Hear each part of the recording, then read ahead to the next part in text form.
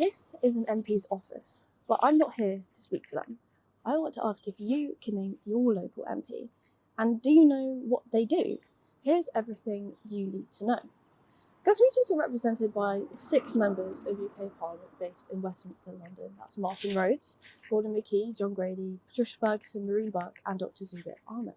All won their seats during the general election 2024 for the Scottish Labour Party. But the work they do takes place in their constituency and in the UK Parliament.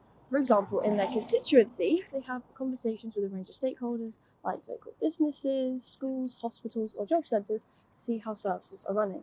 And they hold regular advice surgeries for local people to discuss matters that concern them. Then, both of these processes inform what issues they should raise in Parliament, where they debate and examine and vote on new laws. Comment below which of these MPs represents you, if you've met them and what you want to know about them. And follow Glasgow Safago for more.